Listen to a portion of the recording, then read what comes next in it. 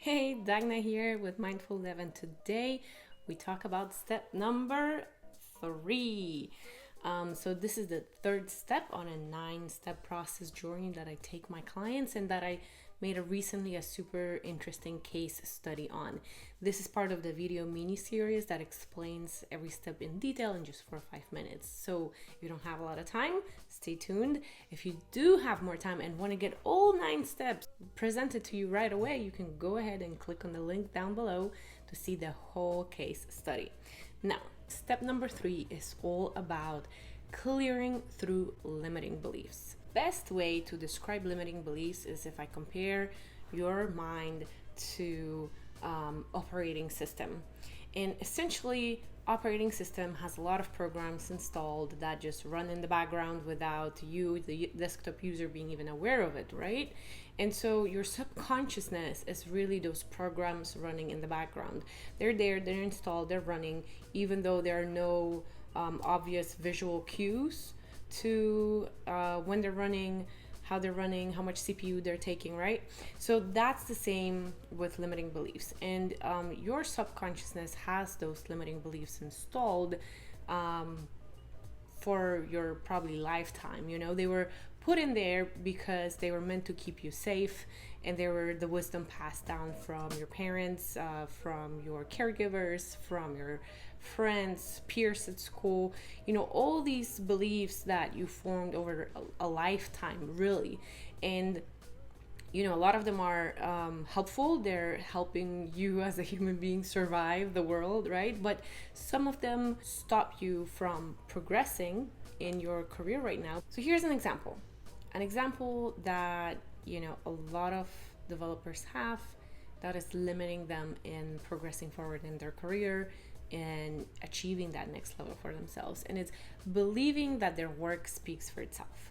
Now, where does it come from? Well, throughout the school, whenever we were, learning, training, growing up, whether primary school, high school, or college, or boot camp, we were trained to believe that we're going to, pass an assessment, pass a homework, get a grade, and, the teacher will give us the grade based on the quality of our work, right?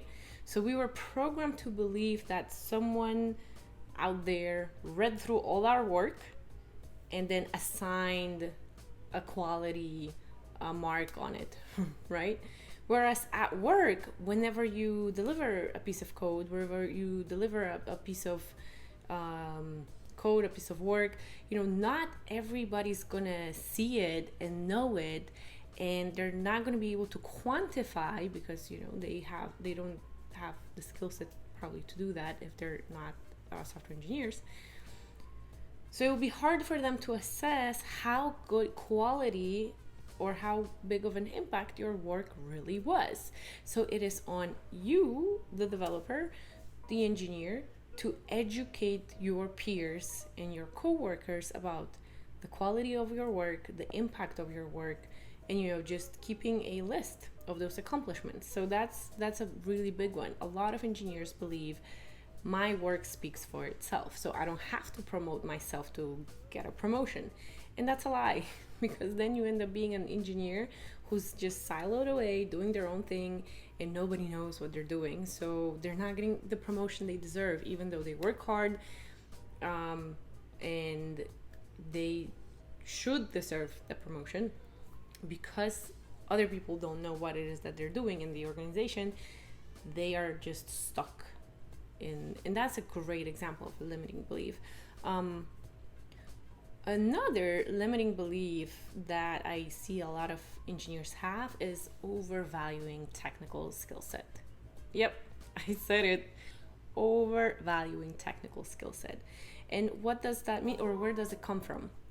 So this particular limiting belief comes from the fact that being an engineer, knowing things that people just have no idea about, like having that understanding of how the intricacies of the machine, of the software, of the product, of the whatever it is that the company is doing, having that understanding makes us feel better than others. I mean, it does, doesn't it? It does. We just don't say it out loud, but it makes us feel important because we know more than. We are the wizards. We know the magic potions and the magic secrets, and nobody else knows them, right? So that makes us feel a little bit more important. And then because it makes us feel more important, which makes us feel good, trickles down to, you know, feeling like, okay, if I gain more of that secret magical knowledge, then I'm gonna feel even better, and that's, you know, that's what keeps us stuck, because then instead of focusing on the things that are missing from moving us forward, like communication skills, setting boundaries, negotiating, we focus on doing another Udemy course, Pluralsight course, EDX course, you know, going through another course that will teach us about another programming language, right? Or we start tinkering with our own extra projects on the side, instead of focusing on what could help us move forward. So that's why step number 3 is critical. If we have certain limiting beliefs that are so hardcore we don't even realize that they're deeply rooted in our subconsciousness, then we're going to have trouble passing them. This is it for today's mini video series. Hope you enjoyed it, and stay tuned. Video about step number 4 coming up tomorrow. See you then. Thanks for watching.